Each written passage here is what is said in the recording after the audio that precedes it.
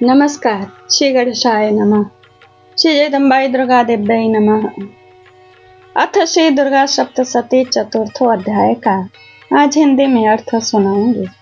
इस अध्याय में देवताओं ने माँ भगवती की बड़े हृदय से और मनोरम ढंग से स्तुति की है। माँ भगवती के अंग भी प्रसन्नता से कंपन होने लगते उनके अंगों में। आइए सुनिए। चतुर्थो अध्याय ध्यानम। ओम कालाभ्राभां कटाशैररिकुलभयदां मौली बदेन्दुरेखां शङ्खं चक्रं कृपाणं त्रिशिखमपि करैरुदवहन्तीं त्रिनेत्रां सिंहस्कन्धाधिरूढां त्रिभुवनमखिलं तेजसां पूरयन्तीं ध्यायेद् दुर्गां जयाख्यां त्रिदश परिवृतां सेवितां सिद्धिकामये। सिद्धि की इच्छा रखने वाले पुरुष है जिनकी सेवा करते हैं तथा देवता जिन्हें सब ओर से घेरे रहते हैं। उन जया नाम वाली दुर्गा देवी का हम ध्यान करते हैं। उनके श्रीअंगों की आभा काले मेघ के समान श्याम है। वे अपने कटाक्षों से शत्रु समूह को भय प्रदान करते हैं। उनके मस्तक पर आबद्ध चंद्रमा की रेखा शोभा पाती है। वे अपने हाथों में शंख चक्र कृपाण और त्रिशूल धारण करते हैं। उनके 3 नेत्र हैं। वे सिंह के कंधे पर चढ़ी हुई हैं और अपने तेज से तीनों लोगों को परिपूर्ण कर रही हैं। ओम ऋषिर्वाच। ऋषि कहते हैं, अत्यंत पराक्रमी दुरात्मा महिषासुर तथा उसकी दैत्य सेना के देवी के हाथ से मारे जाने पर इंद्र आदि देवता प्रणाम के लिए गर्दन तथा कंधे झुकाकर उन भगवती दुर्गा का उत्तम वचनों द्वारा स्तवन करने लगे। उस समय उनके सुंदर अंगों में अत्यंत हर्ष के कारण रोमांच हो आया था। देवता बोले, संपूर्ण देवताओं की शक्ति का समुदाय ही जिनका स्वरूप है तथा जिन देवी ने अपनी शक्ति से संपूर्ण जगत को व्याप्त कर रखा है, समस्त देवताओं और महर्षियों की पूजनीय उन जगदम्बा को हम भक्ति पूर्वक नमस्कार करते हैं। वे हम लोगों का कल्याण करें। जिनके अनुपम प्रभाव और बल का वर्णन करने में भगवान शेषनाग ब्रह्मा जी तथा महादेव जी भी समर्थ नहीं हैं। वे भगवती चंडिका संपूर्ण जगत का पालन एवं अशुभ भय का नाश करने का विचार करें। जो पुण्य आत्माओं के घरों में स्वयं ही लक्ष्मी रूप से, पापियों के यहाँ दरिद्रता रूप से, शुद्ध अंतःकरण वाले पुरुषों के हृदय में बुद्धि रूप से, सत्पुरुषों में श्रद्धा रूप से तथा कुलीन मनुष्यों में लज्जा रूप से निवास करते हैं, उन आप भगवती दुर्गा को हम नमस्कार करते हैं। देवी, आप संपूर्ण विश्व का पालन कीजिए। देवी, आपके इस अचिंत्य रूप का असुरों का नाश करने वाले भारी पराक्रम का तथा समस्त देवताओं और दैत्यों के समक्ष युद्ध में प्रकट किए हुए आपके अद्भुत चरित्रों का हम किस प्रकार वर्णन करें। आप संपूर्ण जगत की उत्पत्ति में कारण हैं। आप में सत्व गुण, रजोगुण और तमोगुण, ये तीनों गुण मौजूद हैं, तो भी दोषों के साथ आपका संसर्ग नहीं जान पड़ता। भगवान विष्णु और महादेव जी आदि देवता भी आपका पार नहीं पाते हैं। आप ही सबका आश्रय हैं। यह समस्त जगत आपका अंशभूत है, क्योंकि आप सबकी आदि होता, अव्याकृता, परा प्रकृति है। देवी, संपूर्ण यज्ञों में जिसके उच्चारण से सब देवता तृप्ति लाभ करते हैं, वह स्वाहा आप ही हैं। इसके अतिरिक्त आप पितरों को भी तृप्ति का कारण हैं, अतएव सब लोग आपको स्वधा भी कहते हैं। देवी, जो मोक्ष की प्राप्ति का साधन है, अचिंत्य महाव्रत स्वरूपा है, समस्त दोषों से रहित जितेंद्रिय तत्व को ही सार वस्तु मानने वाला तथा मोक्ष की अभिलाषा रखने वाले मुनि जन जिसका अभ्यास करते हैं, वह भगवती परा विद्या आप ही हैं। आप शब्द स्वरूपा हैं। अत्यंत निर्मल ऋग्वेद, यजुर्वेद तथा उद्गीत के मनोहरों पदों के पाठ से युक्त सामदेव का भी आधार आप ही हैं। आप देवी त्रयी, तीनों वेद और भगवती 6 ऐश्वर्यों से युक्त हैं। इस विश्व की उत्पत्ति एवं पालन के लिए आप ही वार्ता के रूप में प्रकट हुई हैं। आप संपूर्ण जगत की घोर पीड़ा का नाश करती हैं। वार्ता का अर्थ है खेती आजीविका। देवी जिससे समस्त शास्त्रों के सार का ज्ञान होता है, वह मेधा शक्ति आप ही हैं। दुर्गम भव सागर से पार उतारने वाली नौका रूप दुर्गा देवी भी आप ही हैं। आपकी कहीं भी आसक्ति नहीं है। कैटभ के शत्रु भगवान विष्णु के वक्षः स्थल में एकमात्र निवास करने वाली भगवती लक्ष्मी तथा भगवान चंद्रशेखर द्वारा सम्मानित गौरी देवी भी आप ही हैं। आपका मुख मंद मुस्कान से सुशोभित निर्मल पूर्ण चंद्रमा के बिंब का अनुकरण करने वाला और उत्तम स्वर्ण की मनोहर कांति से कमनीय है। तो भी उसे देखकर महिषासुर को क्रोध हुआ और सहसा उसने उस पर प्रहार कर दिया। यह बड़े आश्चर्य की बात है।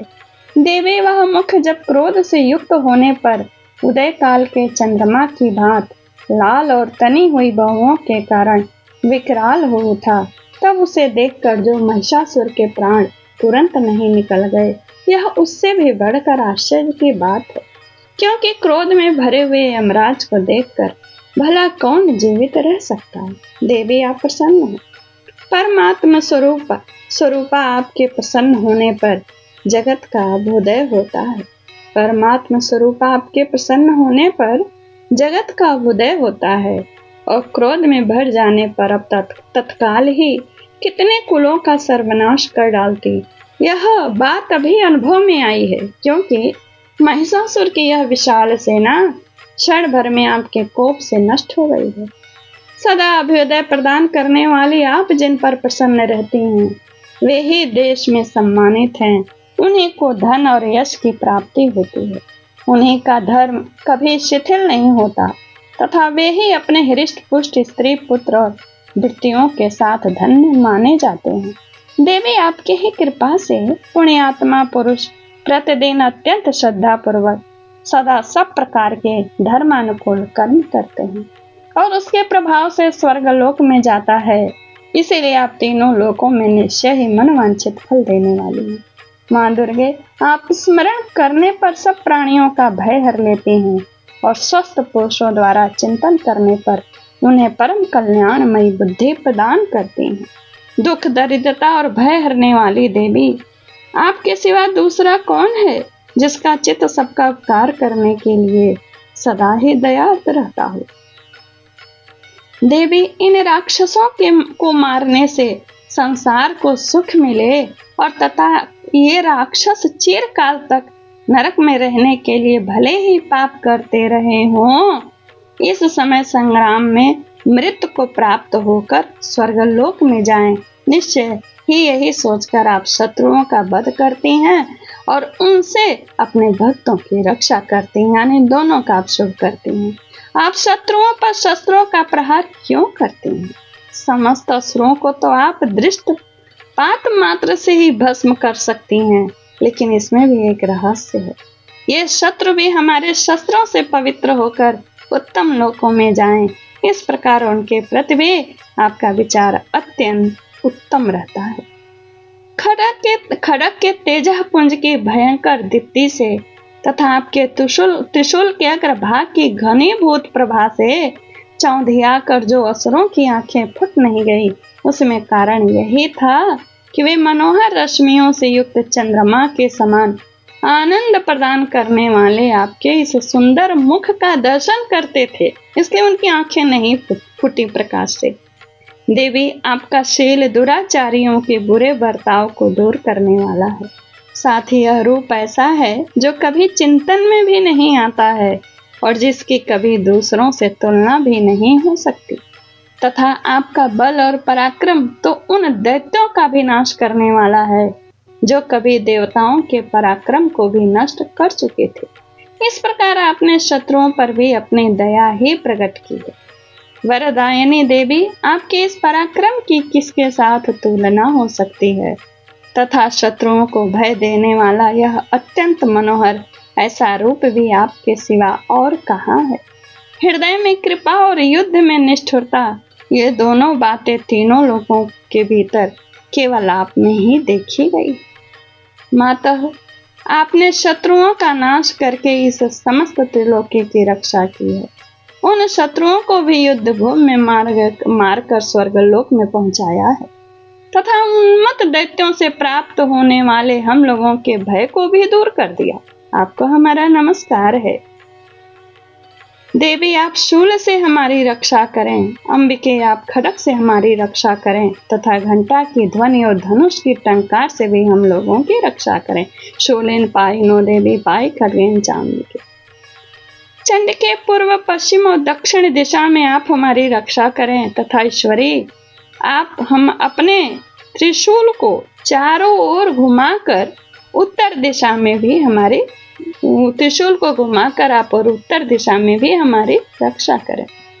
तीनों लोकों में आपके जो परम सुंदर एवं अत्यंत भयंकर रूप विचरते रहते हैं उनके द्वारा भी आप हमारी तथा इस भूलोक की रक्षा करें।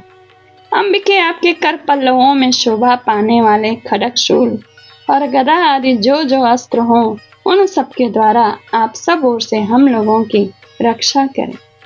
ऋषि कहते हैं इस प्रकार जब देवताओं ने जगन माता दुर्गा की स्तुति की और नंदनवन के दिव्य पुष्पों एवं गंध चंदनाथ के द्वारा उनका पूजन किया, फिर सबने मिलकर सब जब भक्ति पूर्वक दिव्य धूपों की सुगंध निवेदन की, तब देवी ने प्रसन्न बदन होकर प्रणाम करते हुए सब देवताओं से कहा।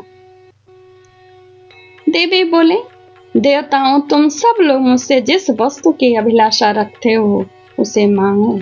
देवता बोले, भगवती ने हमारी सब इच्छा पूर्ण कर दी, अब कुछ भी बाकी नहीं है, शेष नहीं है, क्योंकि हमारा यह शत्रु महिषासुर मारा गया। महेश्वरी इतने पर भी यदि आप हमें और वर देना चाहती हैं तो हम जब जब आपका स्मरण करें तब तब आप दर्शन देकर हम लोगों के महान संकट दूर कर दिया करें तथा प्रसन्न मुखी अंबिके जो मनुष्य इन स्तोत्रों द्वारा आपकी स्तुति करे उसे वित्त समृद्धि और वैभव देने के साथ ही उसकी धन और स्त्री आदि संपत्ति को भी बढ़ाने के लिए आप सदा हम पर प्रसन्न रहें।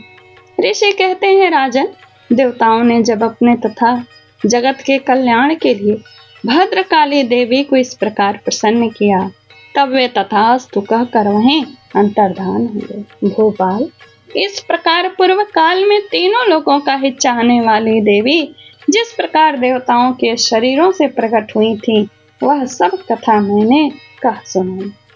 अब पुनः देवताओं का उपकार करने वाली वे देवी दुष्ट दैत्यों तथा शुम्भ निशुम्भ का वध करने एवं सब लोगों की रक्षा करने के लिए गौरी देवी के शरीर से जिस प्रकार प्रकट हुई थी वह सब प्रसंग मेरे मुंह से सुनो, मैं उसका तुमसे यथावत वर्णन करता हूँ।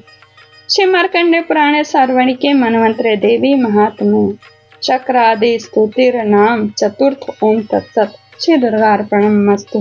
लाइक कमेंट शेयर जरूर करिए।